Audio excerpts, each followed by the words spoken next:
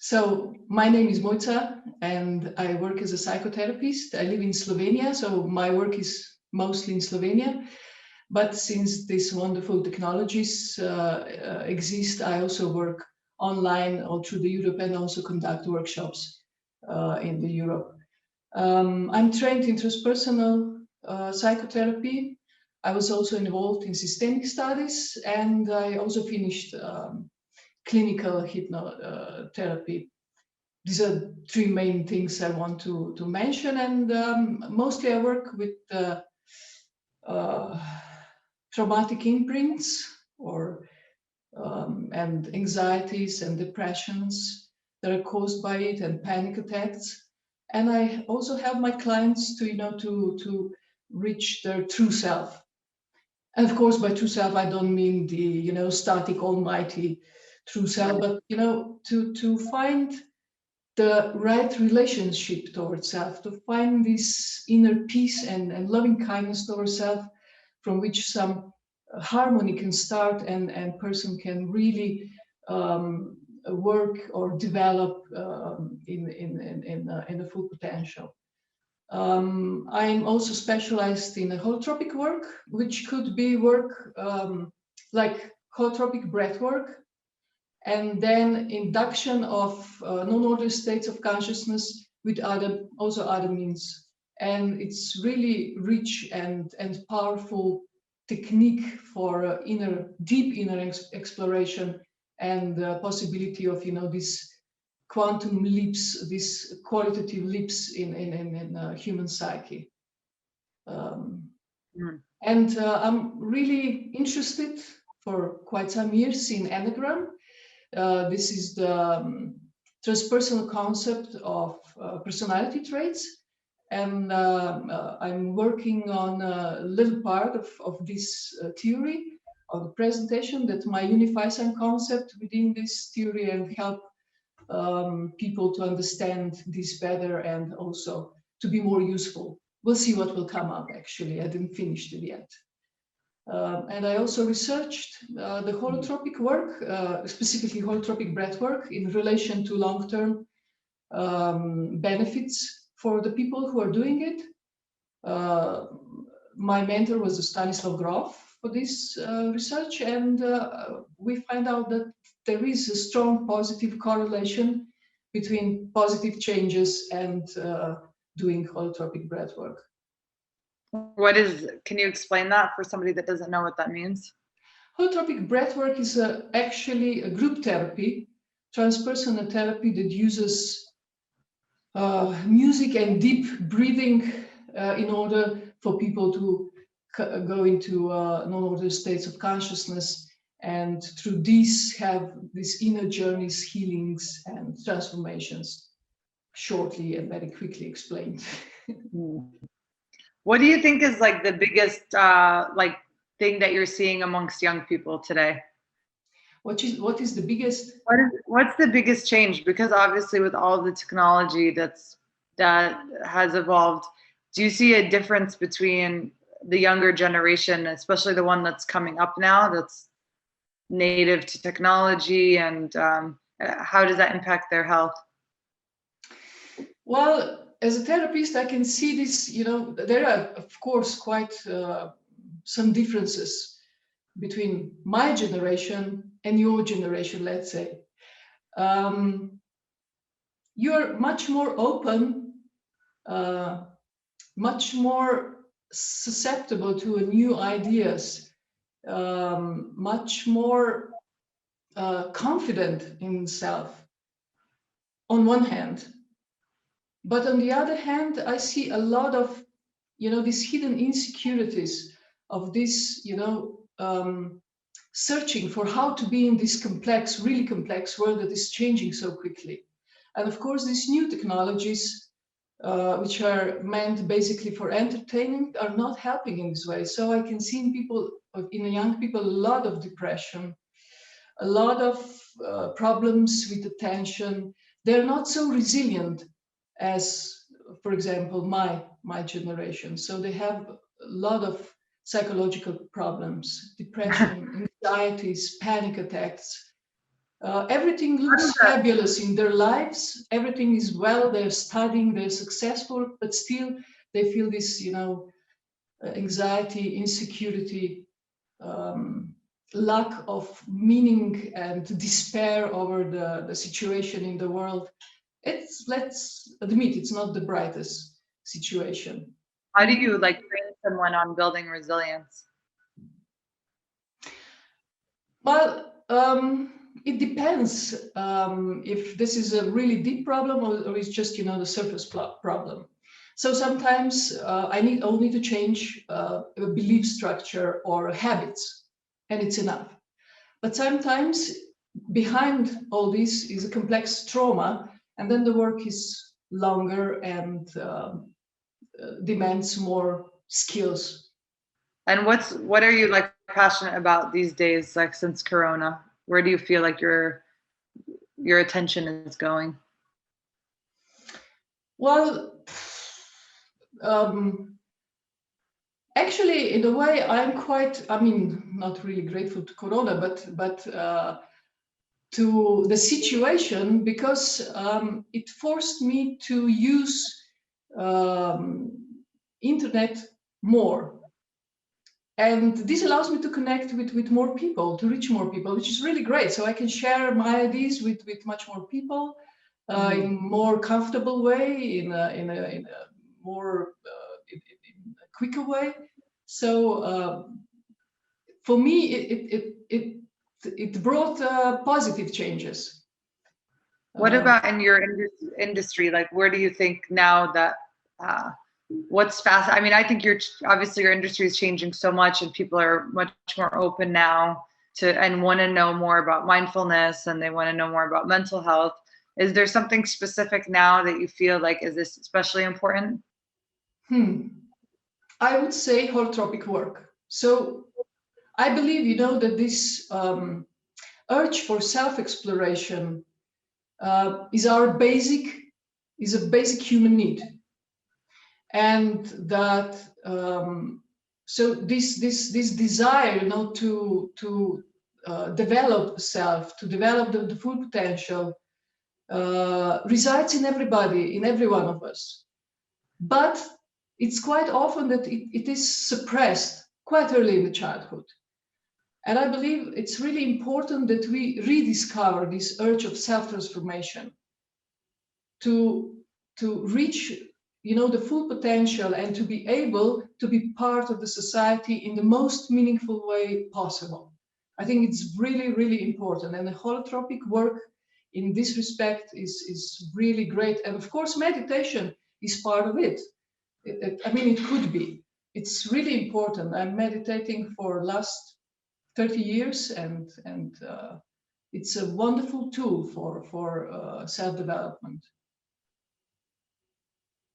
Can you give an example of someone recently that you feel has gone, without their names, of course, something like an example of this is what people are facing now, and this is how they improve on it? I do also systemic work, so with the couples and the families. And since these lockdowns started, I see a lot of clients, like couples and families, that have huge problems actually living together, because now really forced to live together 24/7. Before, it was maybe from 5 p.m. till 8 p.m. and that was it. And then the kids went to bed, and spouses watch TV or whatever.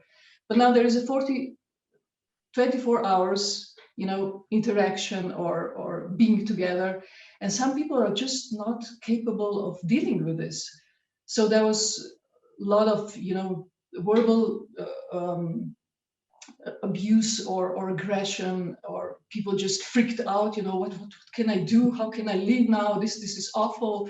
I'm only at home. I would like to go out, have parties. And so, we had to deal with this, how to be with the self, how to be with the loved ones, how to rediscover the connections in relationships, for example. So if a couple finds themselves completely in they're not compatible now, is there a way they can work on to learn to restart that process?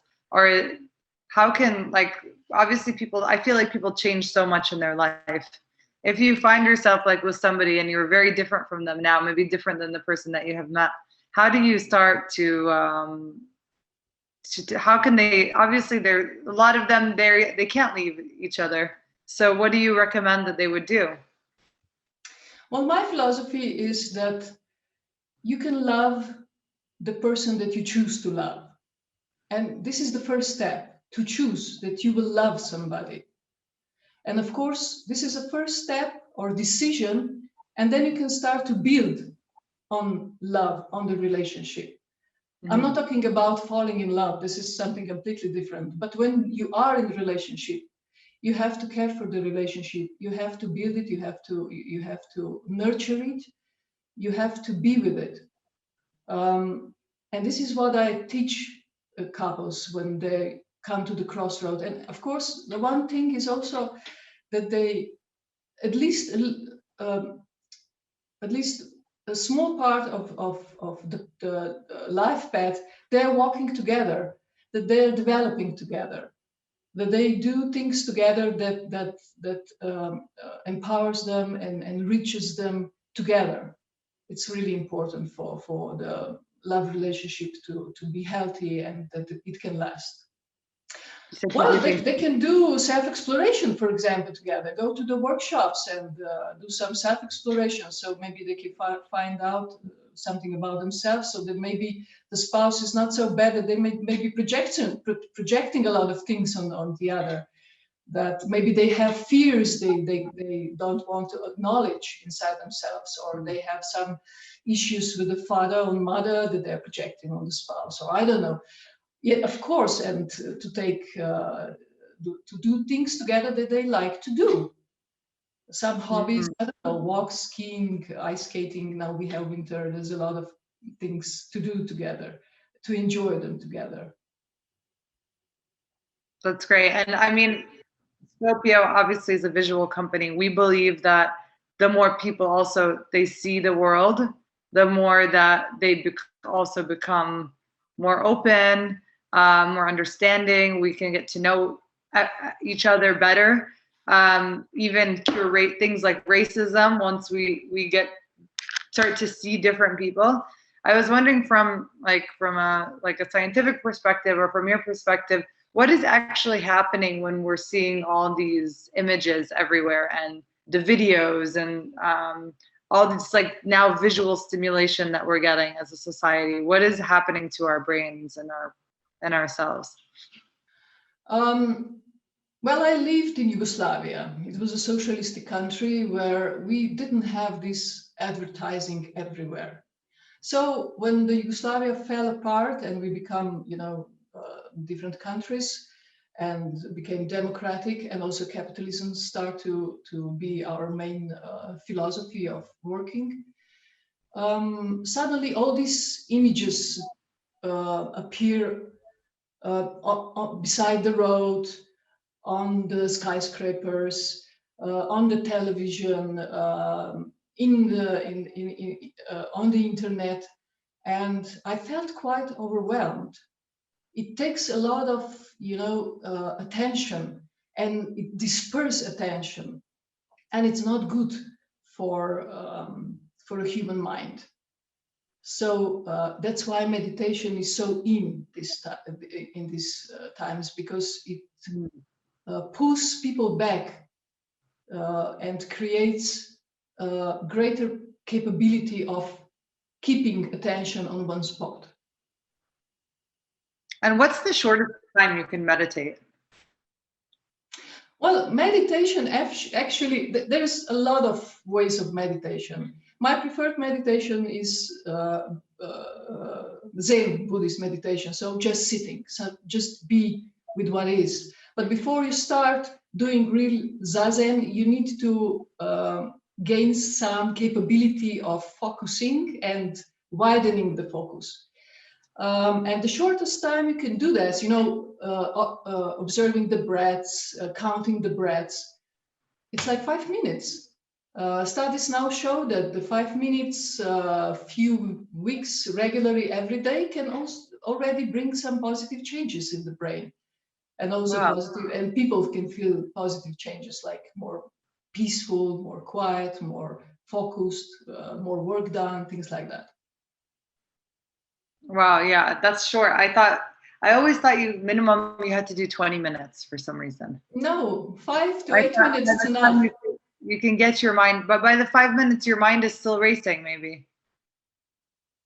Well, then you observe this racing, no problem. You just observe this mind that is really restless. You just sit with it, with this, but you need to train your mind to observe it with we say it, loving kindness. So with openness, with curiosity, like a little child, who sees the first time this monkey mind who's chattering all the time, jumping here and there, and just observe it. And wow, it's really interesting. Wow, this is the attitude that you should develop when you're meditating. And just be with it, and then you see what will happen.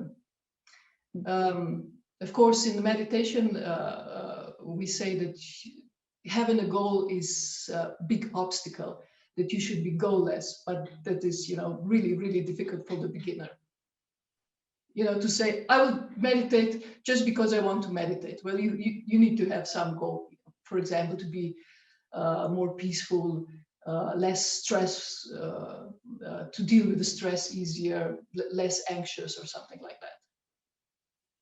Mm. And is that the same recommendation you would have for like somebody that's sitting on their computer all day? Now, so many people are having, like, I feel so much anxiety from just having to be on calls all day. Yeah. First of all, I would recommend every hour to stand up and do 2 minutes of some kind of exercise, stretching, or just going up and down the stairs, or looking outside to the nature. Nature is a great healing, have a great healing potential.